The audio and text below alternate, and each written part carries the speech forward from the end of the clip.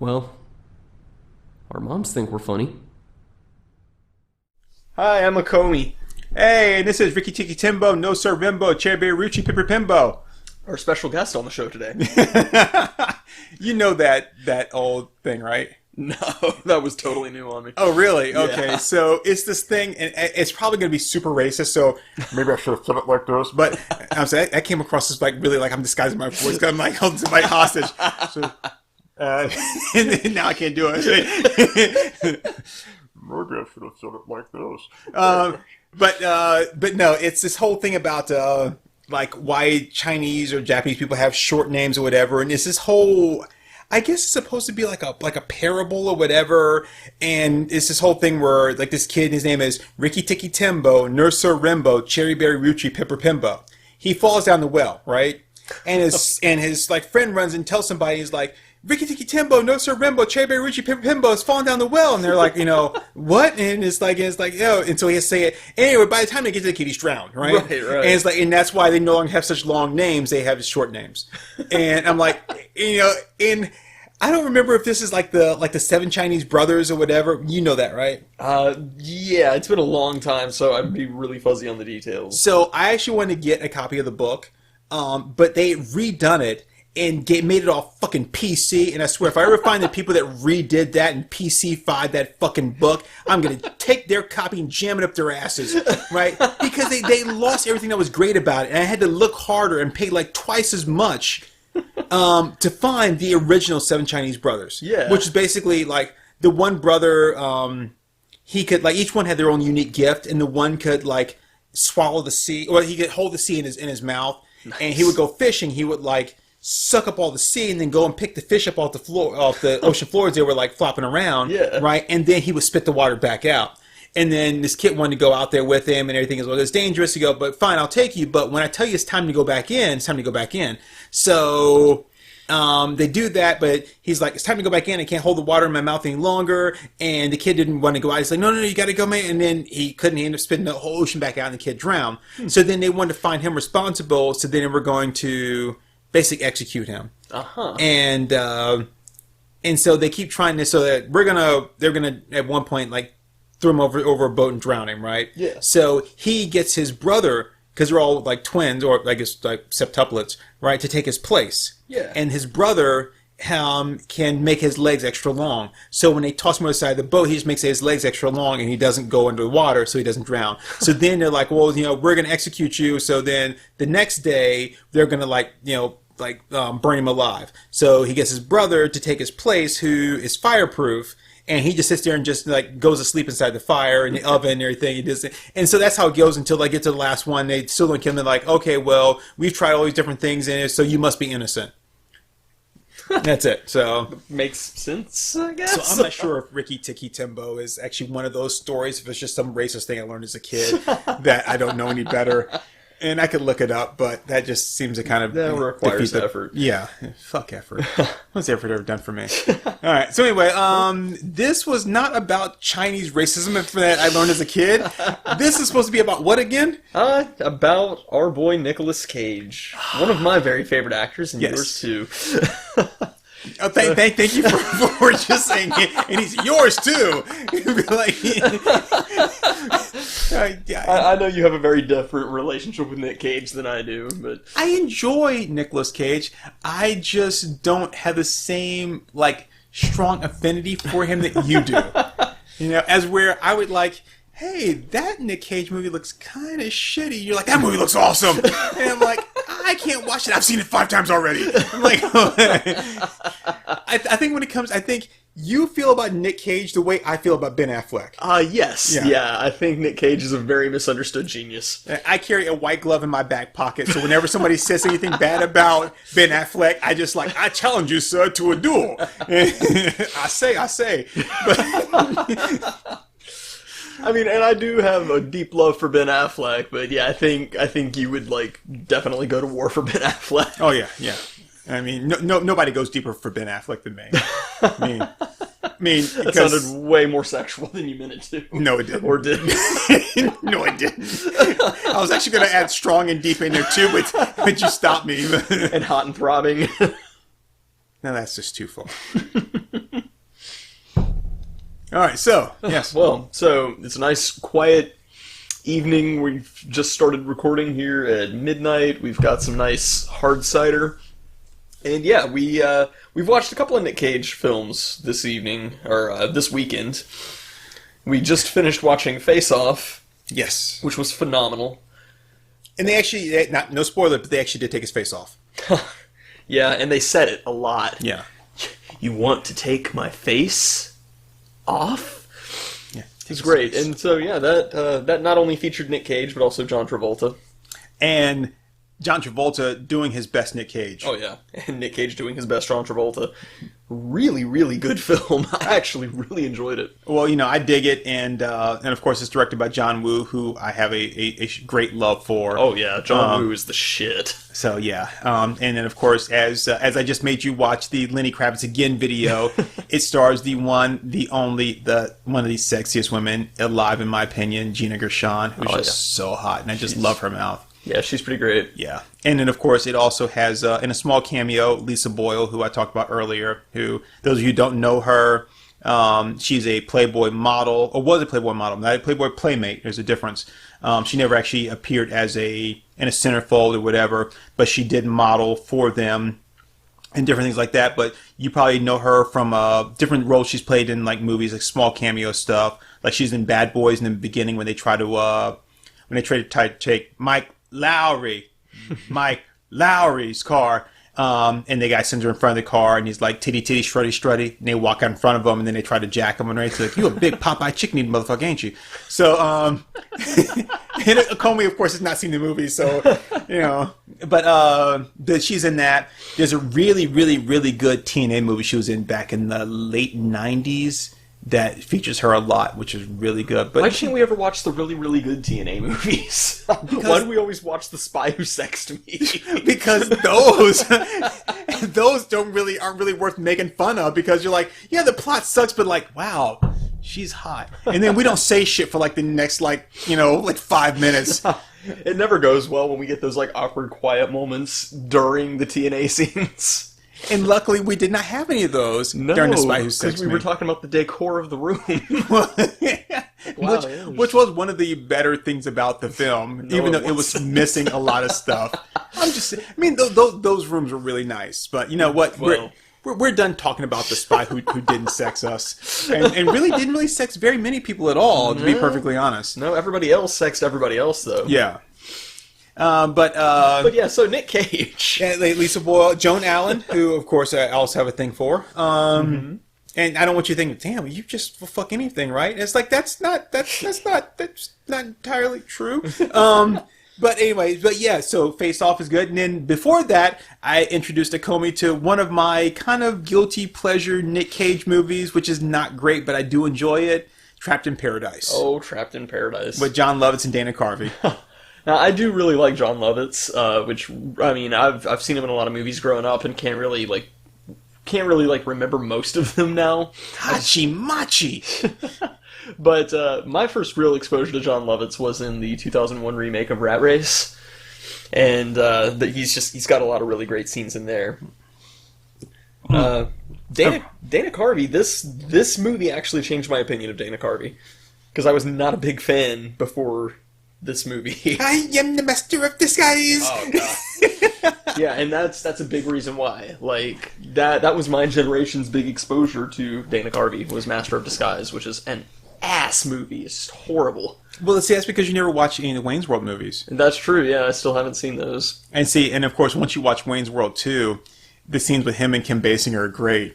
And just like, it's like I'm going to be frank. Can I still beat Garth? it's like, take me, Garth. Where? I'm low on gas and you need a jacket. I mean,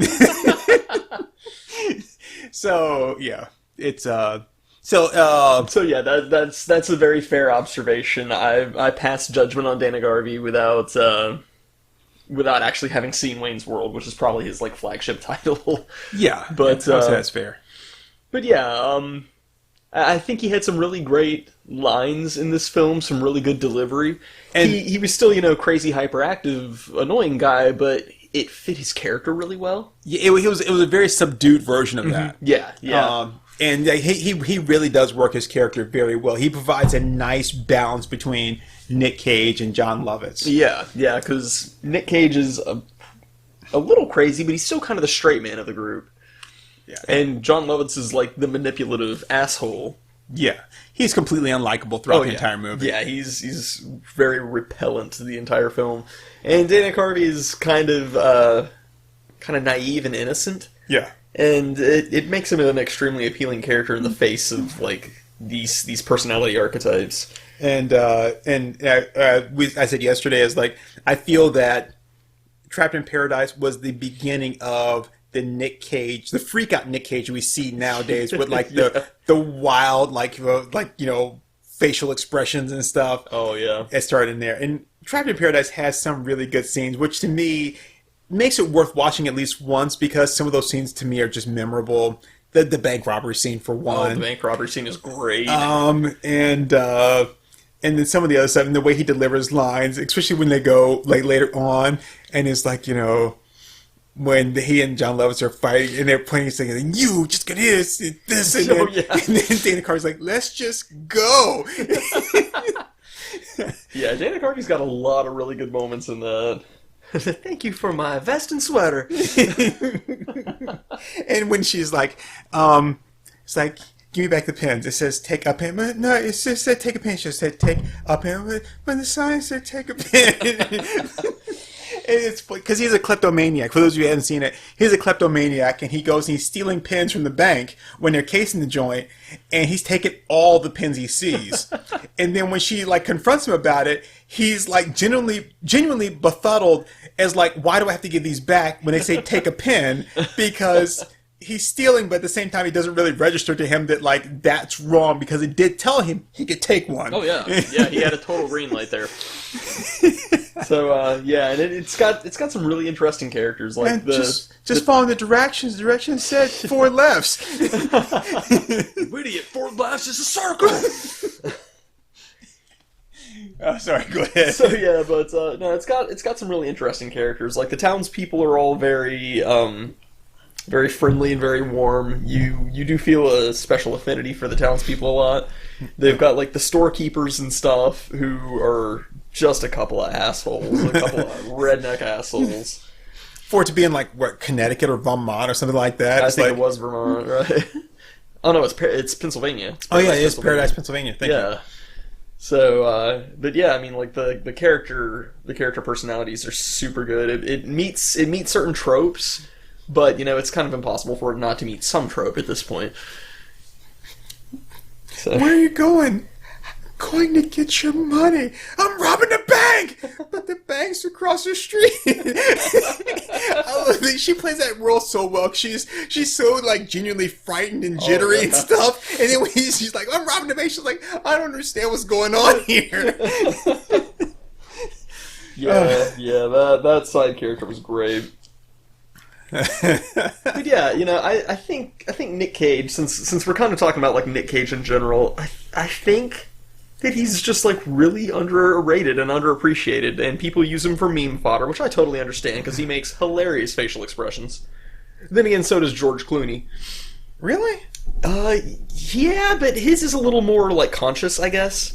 Like, George Clooney will make a face and be like, yeah, I'm intentionally, making a goofy face. Okay, yeah, that's true. And like, I mean, there's one picture that I used for memes a lot when I was a couple of years younger, and it's like him adjusting his tie, and he's just like raising one eyebrow and has this really crooked smile. And it's hilarious. I love the picture.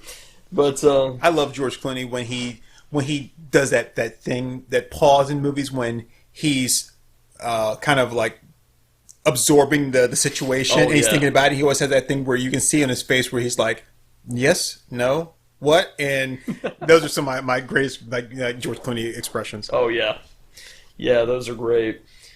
But yeah, yes, Nic Cage definitely is goofy, but I think that there's a certain brilliance to his over the topness that not a lot of actors can accomplish. And you're not going to find a lot of actors who can freak out like he can. That is true. And that makes him great in my mind. And I'm not going to pretend like, I'm not going to look at something like Wicker Man and go, no, this is a good film. but I'm gonna look at it and go, this is an incredibly enjoyable film. Because it's so goofy and so over the top, and Cage does it brilliantly. You know, I'll say a couple things about Nic Cage. So as we were kind of going through, like, which Nic Cage movie were we going to watch yesterday, right? Mm-hmm. And actually I'm going to pull up some here so we can kind of go through them. We looked at quite a few and we're like, those all sound good. Well, yeah. You said those all sound good. I was like, let's watch all of them. I was like, some of those sound good. But as we were going through and we were taking a look at what was available, you know, a couple things came up, and I said, okay, well, let's talk about. I think Wild at Heart had shown up, right? Mm-hmm. And I was like, yeah, Wild at Heart. Now I like Wild at Heart, and I kind of talked about that a little bit. And then, of course, we got movies like Leaving Las Vegas. You've got Raising Arizona, and as I kind of thought a little bit more about the movies Nic Cage has been in, the characters that he's played, I was starting to think, it's like, he has taken a lot of chances with his career that I think most people would have been a little too afraid to do. Mm-hmm. So just kind of going through some of the characters that he's played, just to kind of talk about, like, how he's, I think, been a lot more risky, which in the long run may have hurt him. Hold on just 1 minute. Sure. Sorry. No, that's okay. Okay. Gina Gershon. Yeah, Gina Gershon. All right, sorry. So he's been riskier with some of the roles than I think most people would, because they do want to play it a little safe. So yeah. So I'm just gonna point out some of these movies here. So you've got like there's one showing like Red Rock West, which if you're not familiar with Red Rock West, it's a movie with him and Dennis Hopper and Laura Flynn Boyle, where he, I believe, was hired by Dennis Hopper to kill Laura Flynn Boyle, and it's like in this place called Red Rock West, and anyway, this whole thing, but it's kind of a different kind of role than you have seen him in before, and of course you got the weird like guy in Moonstruck who's missing a hand and that sort of stuff. Going a little bit further, then we've got movies like. And I'm looking at some of the older stuff he's done, right? So I'm not going to look at things like, you know, we've got Season of the Witch here, which I'm not going to touch on. But, so he was in, where's it at? I'm not going to touch on City of Angels. So let's talk about Vampire's Kiss, which in an interview he said is one of his favorite roles and one of his favorite characters, was playing that and kind of delving into that character. Now, people that know Vampire's Kiss, they know that's where you get the Nicolas Cage meme from, with the goofy face and stuff. Yeah, the big smile. Right. Because there's several ones with goofy faces. Right. Yeah, thank you for specifying that, because that's correct. But yeah, the one where like his eyebrows are raised way up, and he's got the big toothy grin. And he ate a real cockroach in that movie, which was, I don't think that was part of the plan. He just did it. He just did it. Kind of like Divine eating the dog poop in Pink Flamingos. Well, honestly, I wouldn't be surprised if you know, the John Waters was like, hey, I'm just going to have you eat some dog poop here. Are you down with that? And he's like, yeah, dog poop, whatever. From what I understand, they were trying to figure out a way to simulate it. And they were like, okay, well, do we have anything that could, like, really make the dog poop look convincing? And she just, like, stoops down and picks it up. She's like, no, I'll just eat it. Ugh. Yeah. Yeah, Divine was down for a lot of stuff. Yeah. But you know, Vampire's Kiss was like a really bad movie. I remember it really getting panned, you know, at the time it came out. We were kind of hearing about it later. And, but, you know, it's one of the characters he says he really enjoys. But you go from that to, like I said, Raising Arizona, Wild at Heart, Leaving Las Vegas. These are very risky characters. Oh, yeah. Valley Girl. So he's not one of these actors that goes for what you would consider to be the more traditional roles. He's comfortable, and I would even maybe say that he enjoys playing some of these characters that are just a lot more like detached from what you would consider to be your regular world and sense of, like, you know, of normality. Yeah, he's like, for being such an iconic actor, he's not really a character actor, you know? Like, like, you know, Jim Carrey plays very specific characters. He either plays crazy Jim Carrey, or he plays, like, really weight of the world on his shoulders Jim Carrey. That's it. That's the two things you're going to see out of Jim Carrey. Right. You're either gonna get Ace Ventura or you're gonna get like Truman Show Jim Carrey or the number 23 Jim Carrey. Right. And like Nic Cage, you can see him in pretty much anything. He's here in Left Behind, and it's okay. Well, here he is in Christian cinema, and here he is as an assassin. Here he is as a police detective. You're gonna see pretty much anything. He's a freaking superhero in Kick-Ass. Yeah, Like nothing is off the table for Nic Cage, and that's awesome to me. Because like there's not a lot of actors that are gonna be willing to just cross any line at all. Oh, I didn't realize there was an unrated version of Wicker Man. Oh, God yeah. damn. Yeah, the girl makes 2 more appearances where she's like drowning. Oh, sweet. Yeah. What the hell are we doing making this podcast? Let's watch it. But yeah, and I mean, like, geez, I've only seen a drop in the bucket of Cage's films. I really have. Like, there's not nearly enough of what I've seen. But, my gosh, I've loved pretty much everything I've ever seen him in. Well, so what I'll say about him, and kind of going back to this, is we know what he's capable of because we've seen it. Yeah. Leaving Las Vegas, winning an Academy Award. We've seen what he's capable of. Con Air was brilliant. Con Air. Oh, dude, I love Con Air. Brilliant movie. But I tried to watch Bringing Out the Dead because it is a Scorsese film and stuff. It was hard to watch and hard to understand. But again, you're talking about another non-conventional character. Right. Adaptation, which is also a very good movie, another non-conventional character. I think he really likes kind of playing those kind of roles because it allows him to I guess maybe really be a lot freer than if I'm going to play something that's a little bit more like down to earth or whatever, where I can't be as... I have to be a little bit more restrained. Yeah. Guarding Tess I've seen, and actually I wasn't huge on that film, I'll be honest. Yeah. But I think I wasn't in the right mindset for that. Some movies you just got to be in the right mindset for. Yeah. 8mm, which is just a weird movie. I'll tell you this about 8mm. If you were going to watch that, and I'm not saying anything bad about Nicolas Cage, but I would say that if you're going to watch a movie like that, watch Hardcore with George C. Scott from the 70s as opposed to 8mm. Yeah. So if you're not familiar, if you don't know what 8mm is, this woman's husband dies. She finds this reel-to-reel. She calls this guy who's a detective. She shows him the reel-to-reel. It's a snuff film, and she says, "I found some of my husband's possessions, right? I just need to know if this is real or not. Was my husband, was he a good person, or did he pay or somehow participate in a snuff film?" And so he goes down this big rabbit hole or whatever, trying to figure out what happened, if it's real and whatever. Hardcore with George C. Scott from the 70s is based about a guy whose daughter is on a school field trip and she disappears. And he later finds her. Now, of course, this is in the 70s, so we didn't have any internet or anything like that, right? Well, we had internet, but it wasn't being used by us because the government had to have it.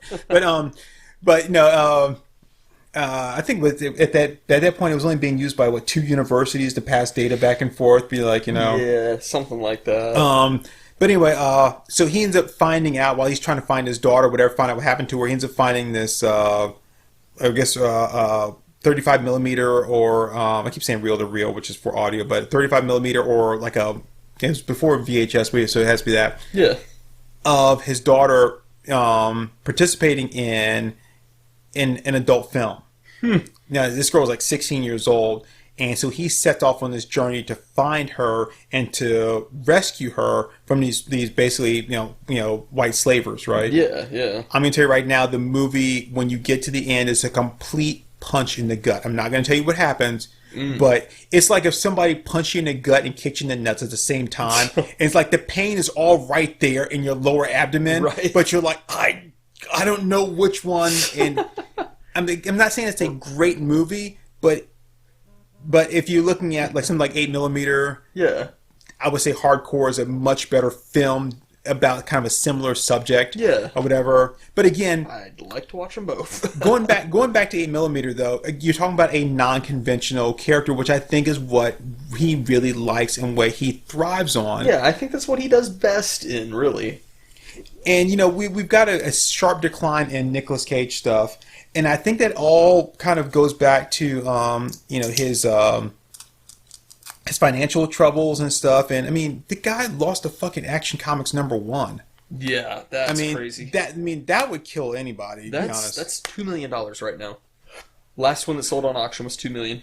And I haven't done any research on this. I'm not going to look it up right now. But if I remember the story correctly, somebody stole like a bunch of his comics. So he had a huge comic collection. If I remember correctly, right, Nicolas Cage has a Ghost Rider tattoo on his arm that he had to cover up for the movie Ghost Rider. Nicolas Cage, as most people already know, his real name is Nicholas Coppola. He's the nephew of Francis Ford Coppola, who was some of his earliest films were in Coppola movies like Rumblefish and stuff like that. Yeah. Who then, after like 2 or 3 films, changed his name to Nicolas Cage, so he would kind of disassociate himself from that. In Hollywood, obviously, you really haven't dissociated yourself, but then could kind of like make his way using his own name. Yeah. And of course, he took the name Nicolas Cage from the character Luke Cage, right? Because he was a big Luke Cage fan. Yeah. Okay.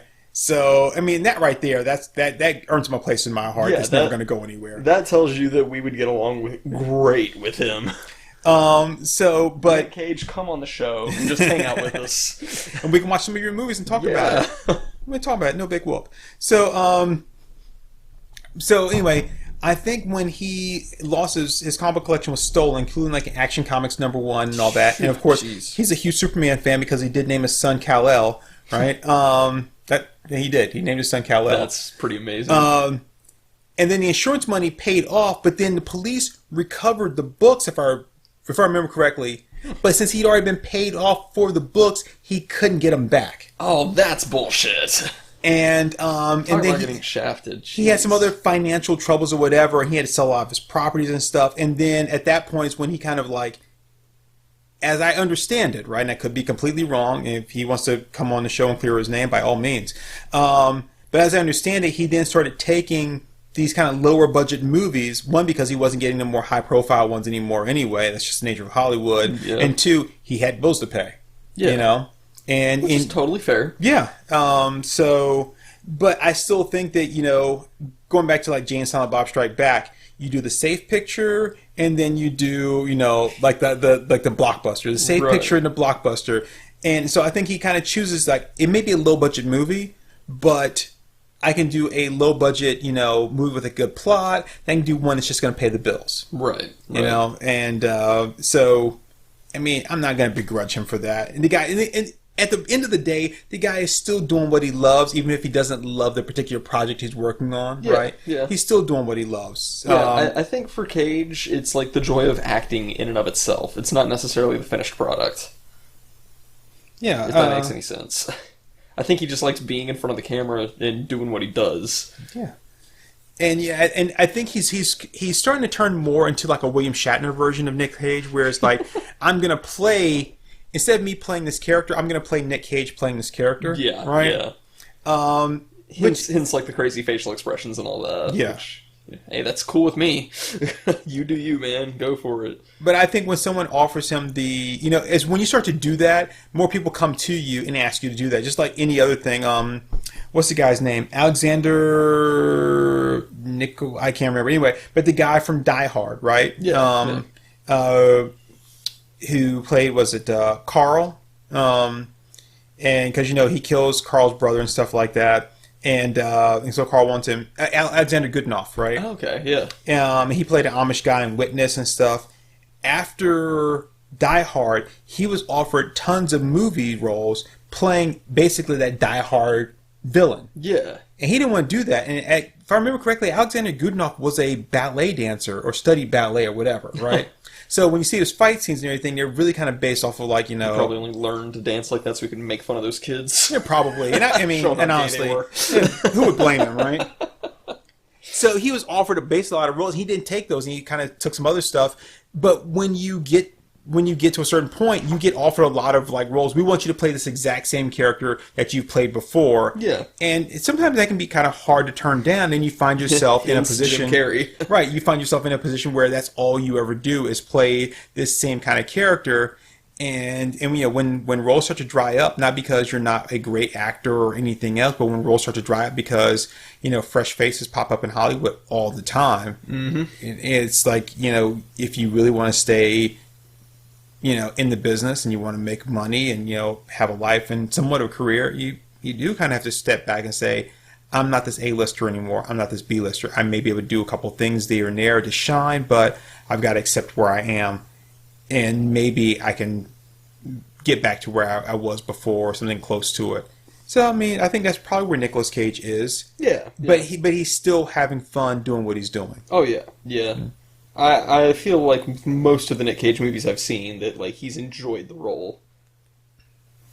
So as I'm going through here and I'm looking at all these movies here that, you know, have Nic Cage in it that are available, you notice that this theme all in movie poster where he's just standing there looking at you with this kind of slightly dead-eyed look. Yeah. So look at Family Man, Between the Worlds, and then Trapped in Paradise. He's right there in the center, arms down by his side, just staring at you. No real look on his face or whatever, just staring at you. Yeah, I don't know how much of that's Nic Cage and how much of that's just a shitty graphic designer, though. Right, but if you look at how many of them are like that, it's just Nic Cage just looking at you with that Nic Cage look. Oh yeah, it's a very Nic Cage facial expression. City of Angels, I won't watch. And I'm going to tell you guys right now, if you want to watch City of Angels, don't go watch Wings of Desire, the Wim Wenders movie that City of Angels is basically a remake of. It's much better. Much, much better. I watched that in film class. It's black and white, and of course it is subtitled, right? But watch Wings of Desire. Do not watch City of Angels because that's a piece of shit movie. Even though it, and plus, City of Angels is the reason why we have the shitty version of the Gin Blossoms instead of the good version of I'm sorry, not Gin Blossoms, the Goo Goo Dolls. Instead of the good version of the Goo Goo Dolls, you know, which with like a boy named Goo, we get the fucking like, you know, Iris and all that other kind of stuff, and you know, that's because of City of Angels, because they did that song that blew up, and they're like, hey, we can sell out. And I have no problem with somebody selling out, right? I would sell in a heartbeat. I have no problem with somebody selling out, but I'm just like, if you sell out, you have to understand that this was the kind of music that you made that I liked, and now you make this other kind of music, which I don't like. It's not because I don't like you making it. I just don't like that kind of music. So when you switch over to that, like, you know, a la Taylor Swift, right? Which, I mean, I didn't like her country shit. I don't like her pop shit either, right? And I'm not saying that it's bad or it's good or whatever. I'm just saying I don't like it, right? But when you switch from one to the other, you can't expect me to follow you over there. You know, so... Well, yeah. I mean, as far as Taylor Swift goes, I think that was actually a pretty good career move on her part. It was. It was. I mean, I'm and I thought her reason for it was actually pretty good. Which, I mean, that's not like I follow Taylor Swift religiously or anything, but like when they asked her why she made the shift from country to pop, she said, if you try to chase two rabbits, you're not going to catch either of them, which actually makes a lot of sense. That's like, a really interesting way of saying things. Yeah. Which is very country, but it's a really good analogy. It's like you can't successfully pursue a country career and a pop career. But I would say though that the truth of that is that because she really wasn't singing country at all, what she was doing was singing country pop. Well, yeah. But yeah, so Nicolas Cage is awesome. So we've got a lot of... So and I'm just pulling stuff on that as we're talking about him. I've just had this up on my cable thing here, just looking at all the movies that are, you know, available on one platform or another. Most of them we have to like rent. But one movie obviously that's not on here, and of course will never be on here, which I don't say I'm just recently hearing about it, right? But I'm recently learning more about it, is Bottomless Mirror. Oh, yeah. So, and I think you probably, because you're more of a Nicolas Cage fan than I am, I think you know more about Bottomless Mirror than I do. And I will say this, so, you know, obviously, with what we do back and forth, I've been going to cons and everything longer than you have, and that's, I'm not like bragging or anything. I've been going to cons longer than you have. But oh, just look at me. I'm Turk 182. I go to all the cons. Well, I'm just saying. I'm glad somebody notices. But I actually, a friend of mine got a copy of this movie. Yeah. And I can't remember if I watched it all or if I watched part of it, or maybe I haven't even watched any of it because it's been a long time. This is when I was much younger too. Oh yeah. But a movie called Bottomless Mirror, and I'm gonna let you take over for part of this too because you, like I said, you can tell me a little bit more about it. Well, yeah. But it's a Nicolas Cage movie that was made and never came out, Yeah. and it's only available like. I think it's, if you can find it, you can torrent it. And Well, yeah, that's the thing. It's like I've been on all the torrent sites and I haven't been able to find it yet, but I don't know. There was like one really obscure torrent site that had it, but there was nobody seeding it, so I don't know. I'm still trying to find a copy to like really be sure. I said a friend of mine got a copy at a and I don't even know. It's just one of those things where you're looking at like. They don't claim they're bootlegs, right? Right. Because you're not allowed to say bootleg stuff there. But you go to places like this has never been released on anything, but yet you have the complete season. But you're telling me it's not bootlegged, Right. Oh, okay. I'm not going to question. I'm not a narc, right? I just my thing is if you tell me it's not bootleg, it's genuine. But I know it's never come out on anything. But yet you want $40 for it. Like, I know it costs you like $5, which is like $1 for the disc, and then like $4 in electricity to burn it. Anyway, But yeah, no, like I mean, I've read about it. I've read like some articles and stuff on it, and I mean, it seems really interesting. But apparently, it was like sort of a sci-fi horror drama type thing that he did, and it was like mid-80s, I think. Shit, what did your friend say? Was it like 1985? I think. I think it's something like that It's like 84, 85, something like that. because he got it on VHS. Okay. So yeah, because this was at the time. This was before. Like I said, this was a long time ago. So this was before like DVDs and stuff like that were really prominent. And that was another thing too. Having it on VHS, I don't even think he has a copy of it anymore. Oh wow. I mean, because it was a bootleg VHS. He doesn't even have a VHS player anymore. Well, yeah, Why would like who keeps VHSs? Right. But it was like I think at the time that he got this, he got a copy of the Roger Corman Fantastic Four movie, the Justice League TV pilot. Which of course none of this stuff was ever released. It was only available through bootleg, which normally was like a copy of a copy. It wasn't coming straight from like the master source. Like extremely degraded. Right. So I mean, you're like, for those of you who've never messed with VHS before, it's like tracking. Oh god, yeah, the tracking. Yeah. But yeah, like I read about it. It was some forum that I wasn't a member of. It wasn't Reddit. It was some kind of forum, and like apparently one guy was saying that it was like based off of a short story. Some kind of like a sci-fi story. What was it called? I think it was called I See Me, I See You, or something like that. Okay, I've never heard of it.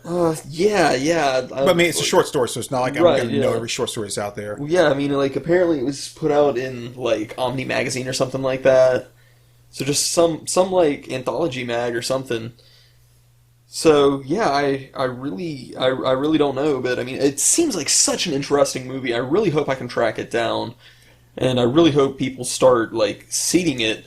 I mean, apparently it only had like one seeder or something a while back, but I mean, I really hope that the torrent turns up because hey, I'll say it. I use Pirate Bay. I don't mind, but yeah, apparently it's about like this guy who can travel to like a mirror world or like this alternate dimension, this alternate version of the world, and like he does it by being able to like put a mirror in front of another mirror.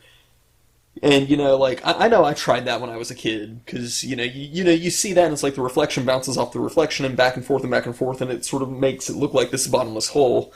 Yeah, I mean, like when I would go like get my hair cut or whatever, when the barber chairs turn a certain way and if there's another barber on the opposite side, it creates that huge like reflective tunnel and it just keeps traveling to infinite. Yeah. So like apparently like as long as you've got the right kind of mirrors and they're like built properly and all that, then you can hold the two mirrors up and it makes this full reflection, so it's basically just this bottomless pit.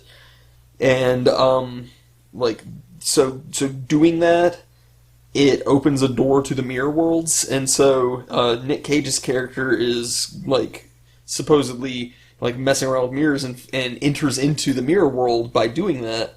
And once he enters into it, he sees a reflection of himself, and it like gets really trippy from there.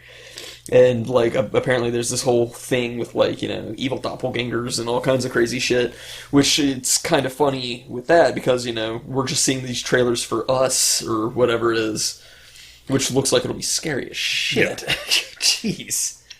Which yeah, we talk about doppelgangers because, you know, we just saw the trailer for Us, and we was something else we were watching and talking about today that had a double or doppelganger in it, and, you know, it was like we were going to kind of talk about doppelgangers because I had a question. I was like, would you?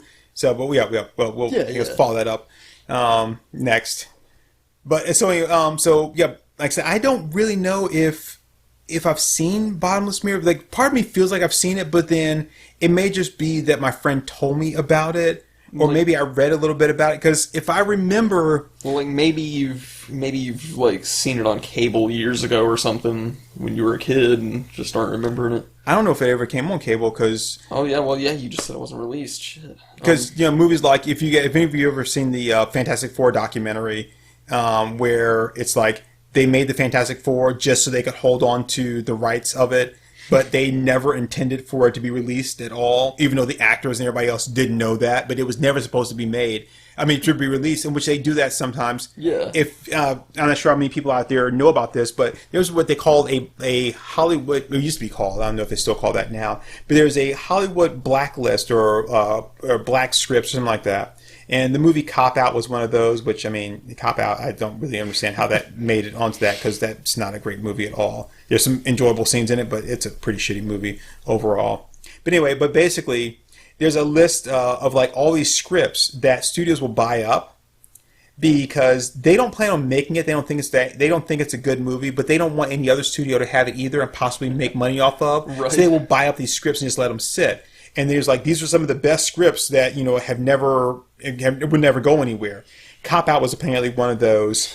And then you have movies so you have these movies sometimes that are made just so you can hold on to the property until you can find the right creative team or the right avenue to take it with. Yeah. But when you license a property, you can only have it for so long. And I think it renews every time you make a movie with it, right? Yeah, yeah. So I don't know if Bottomless Mirror was one of those, like Fantastic Four or whatever, but it's one of those that was made and never released. You know, sometimes there was what's that movie? All About Steve. Yeah. Do you know that? I know of it. I feel like that's one I saw when I was younger and just don't remember super well. No. So this is actually a newer movie, so you probably might be confused with that one. Yeah, maybe so. So All About Steve is this movie. I must have been thinking about What About Bob? Oh, okay.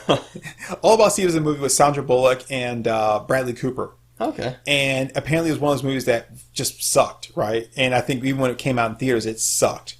The studio never had any plans on releasing it until Bradley Cooper became huge with the what's that bachelor party movie trilogy shit? Hangover. Oh, right? Hangover, yeah. But when the Hangover like blew up and everything, they were like, oh, let's go ahead and release this and capitalize on the Bradley Cooper fame.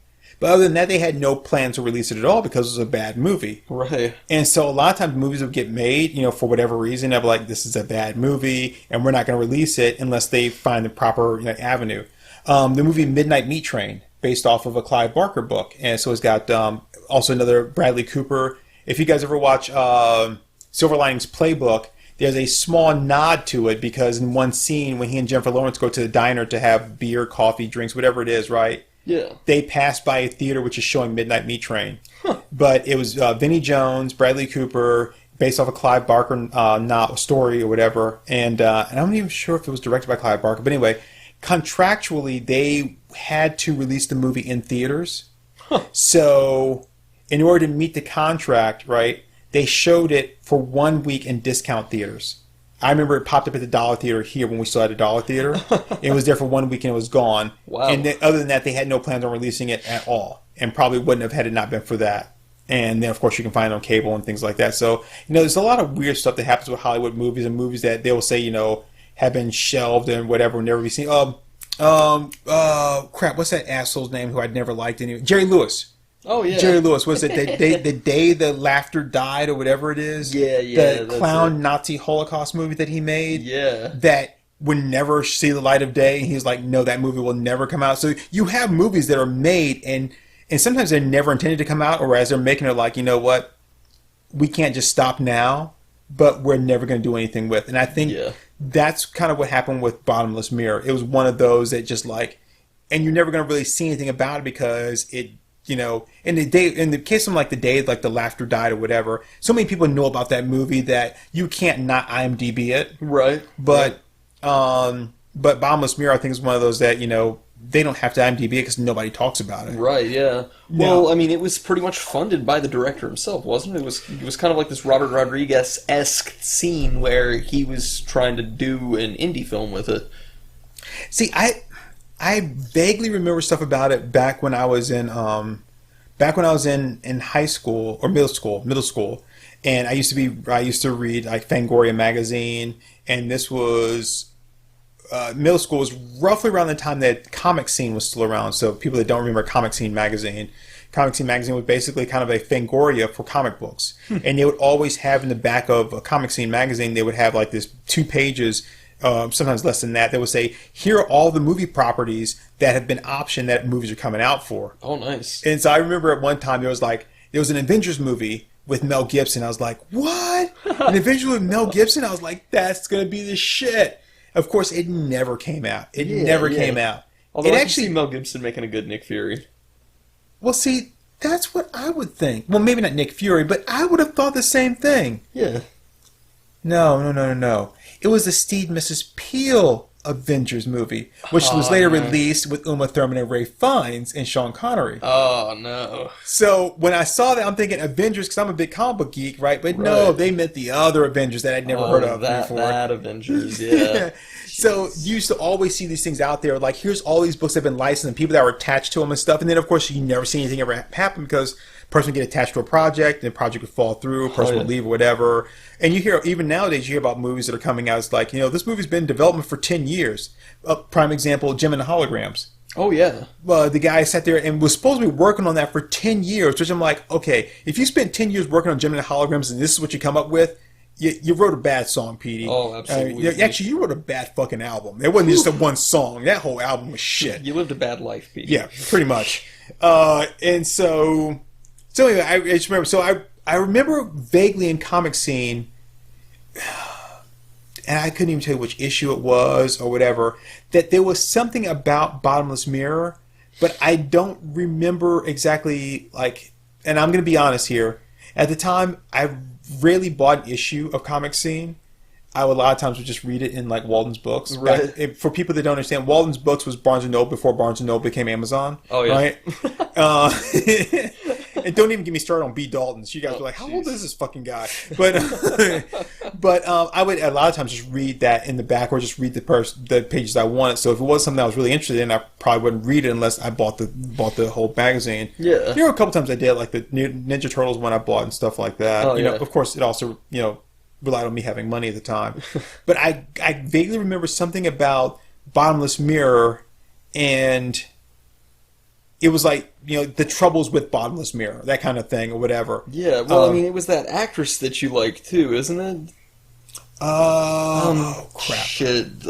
Sandy somebody? Was it Sandy Lore? Sugar. Sandy, was it Sandy Denise Turner or Sandy Laura Turner? That sounds right. Sandy Turner sounds right. Yeah, so yeah, she was, you say you like her and I can't remember her name, but yeah, she was like, so in, you know, when you look at like 80s movies, people normally gravitate to someone like a Phoebe Cates or whatever, but yeah. I had this thing for Sandy Turner and everything back in the 80s, but she never had like any huge roles. Yeah. And it wasn't until later when I looked her up, you know, like sometimes you'll see somebody like, whatever happened to that person? You said that, you know, like you kind of like, what do they look like now, right? Yeah. And hold on, I'm doing a quick Google search here. Sandy Turner actress, I guess. Yeah, I mean, would there? And never mind, I'm thinking, would it be like a Sandy Turner biologist or anyway? Yeah, go ahead. Probably. Okay, was it Sandy Louise Turner? Yes. Okay. Damn. Sandy L or Sandy Louise Turner. Yeah. Okay. So I don't know anything about this shit. Well, I see she was in like a handful of 80s movies. Mainly she was like one of those girls you would see in the background. So if you had like the main character and they would have like a friend, that would be like not the one you would see at the sleepover, but she'd be the one to be like, hey, I'm gonna go hang out with her, whatever, and then you might see her. But I think that as an actress, she was going to do more than just be like a background character, whatever. But I think her involvement with Bottomless Mirror kind of curtailed a lot of that stuff because she was in a bunch of movies and then she just stopped. Kind of like Gretchen Mol, right? Yeah. Gretchen Mol was this kind of up and coming actress. They talked about her a lot, and then she was in Rounders, and then just disappeared. But then I'm gonna go back to my theory of like sacrificing someone to the Hollywood gods. Yeah. Right. So I think I've talked to you about this, but I have this whole theory about whenever you have a movie that has a huge budget and has a bunch of A-listers, right, and it tanks, one of those actors has to be sacrificed to the Hollywood gods so that the other ones can continue on and make movies. And if you think about it, if you go back and you look at one of those big budget movies that has a bunch of actors in it, right, and then it's like, oh, this movie's not doing too well, whatever, and then and it gets, it tanks. One of those actors won't be seen for the longest time. Then they'll slowly start to make their way back up, but they'll never hit back up to like movie quality. They may be like high end like TV series. Gretchen Mol is one of those. She was in Rounders. Rounders had Matt Damon, Edward Norton, John Malkovich in it, Martin Landau, and Famke Janssen is in it. I mean, so it has a lot of. I don't think a lot of people consider Famke Janssen like a great actor, but they had a lot of people that Yeah. And Gretchen Mol was one of these people that was an up and coming person. But when the movie tanked, everybody else went on to continue on fine with their careers, right? Yeah. Except for her, she just kind of disappears. And I'm telling you, if you look at it, if you find one of those big movies like that, it has a bunch of like high end actors attached to it, and that movie bombs, one of those people will drop down into like a second tier. And everyone else can continue on as if nothing ever happened with their careers. But that other person is like, sorry, we gotta let you go. Yeah. They'll eventually start to kind of make their way back into something suitable. But they won't ever be big again. Yeah, I mean, I've seen a lot of verification for that theory of yours, so yeah. So, and I think that's what happened to her, but in an 80s scale, like she was one of these up and comers, and then she just got caught up in this movie here, and then that just dropped her like a bad habit. Yeah. And then of course you never saw her again, and it's just like anything else in Hollywood. There's a new, fresh-faced starving actor or actress, just right around the corner. Why waste time trying to chase down somebody that you don't need to? Oh yeah. And we were talking about Nic Cage and Bottomless Mirror, so I'm gonna have to look a little bit further. I've got a lot of my old magazines still, like that. Like my whole comic book collection. I'm gonna look up and see if I can find that one. If it's one I own. I don't, everything's on the internet, so I'd have to look and see if there is some kind of archive of Comic Scene, or maybe even Starlog. I've rarely ever read Starlog magazine. Yeah, but that one I've heard of. But maybe Comic Scene or Starlog, and see if there's anything in that, because I did find an archive online of old Eerie magazines. Oh, nice. And they had it all laid out too. That's crazy. Yeah, you'll have to send me a link to that. So I'll have to see if I can find one of those, and then like look a little bit deeper and see. And I'll talk to my friend and see. He may still have his copy of that on VHS or whatever. Yeah, and I'll bum around some of the forums again and just see if I can find that forum posting. And if so, I'll get a membership on that site and ask some questions. Because I mean, it's not even a matter that the movie just never came out. That is like, why did it never come out or whatever. It's a Nicolas Cage movie that we've never seen. Yeah. And it's an early Nic Cage movie too. So we're not talking about the freak out Nic Cage. We're talking about the Nic Cage is still trying to earn his acting bones, right? Yeah. And it's one of his it may even been, and I don't want to say for a fact, but because of the time frame it's released, it may be one of the first films he did as Nic Cage and not Nick Coppola. Oh yeah, that's a good point.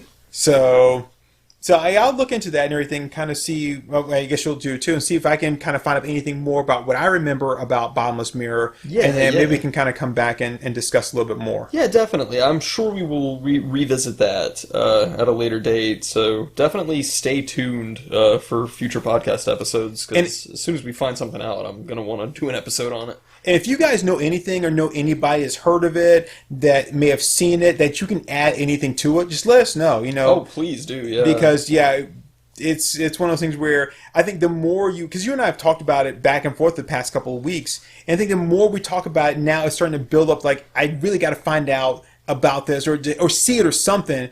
Not because we're now expecting to be a good movie or anything, but because we've talked about it so much and kind of thought about it so much. Like, I need to close this chapter in my life, good, bad, or indifferent. I need to close this off and no longer have it be a mystery. Yeah. Well, I just want to see it because it's a Nic Cage movie. Of course. Yeah. If I can track that down, that will be that will be a little like check on the wall for me. So.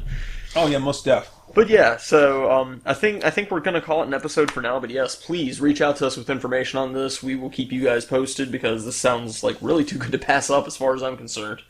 And by the same token, if you guys have come or know of any or come across any of these kind of like obscure movies that you've like got bootlegs of or whatever that never came out, were intended to come out and be something big or whatever, and be like, hey, have you ever heard of this or did you know about this? Even sometimes if it's just something like a pilot, I'm just going to toss it in at the last minute. Sure. For I used to watch a show, Forever Night. Yeah. So Forever Night was a show, it was a Canadian show about a guy named Nick Knight who was a vampire who was also a cop, and he worked the night shift, right? Yeah. And I watched Nick Knight for a long time. Forever Night for a long time, right? It was a pretty good show, for what it was, Yeah. Forever Night is actually based off of, and I'm sure it may have some other like origins or whatever, but it's based off of a 2-hour TV pilot starring Rick Springfield called Forever Night, which was the same thing, only it never took off. It then later got kind of like relaunched as Forever Night, like maybe a decade later. Yeah. Okay. Right? But the original was Nick Knight, same premise, vampire cop. Only he had this huge this Cadillac or whatever, had this huge trunk. So in case he couldn't make it back to his house at night, he would get in the trunk of his car. That's awesome. And he was, and no one knew he was a vampire. Yeah. Right? His partners didn't know. And so there's things like that exist that a lot of people don't ever know, especially if it's a TV pilot or something. They're never going to show that again on TV. Oh, yeah. It gets this one-time showing and then it's gone. Yeah, absolutely. So, yeah, if Bottomless Mirror may be one of those. It may have been something that was released as like a one-time pilot or just like, we're just going to dump it on the network one day and never show it again. Oh, yeah, maybe so. So if you guys know of anything like that, I'd be interested in hearing or seeing that too. But primarily, if you know anything about Bottomless Mirror, right? Or if you like recall seeing, or even can direct me to like whether it was Fangoria, Starlog, Comic Scene, or what was that first one you mentioned? The short story. Oh man, what Nova? what was it? Omni. It was Omni. Yeah. Actually, they're actually relaunching Omni too. Oh yeah. Oh, Yeah. that's awesome. So anyway, if you guys know of anything, please let us know. Yeah, please do. But yeah, well, we're gonna call it an episode for now, and definitely hit us up and stay tuned for more podcasts. We got some pretty interesting stuff we're wanting to look at. Yep. All right, well, And we got some more Let's Plays, and of course we will be getting back into to the Korova Game Bar too. oh, absolutely. Yeah. All right, well, catch you guys later. Later.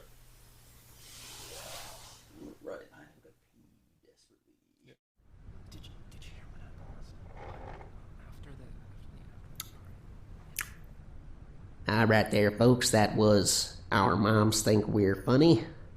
Let's give them a hand.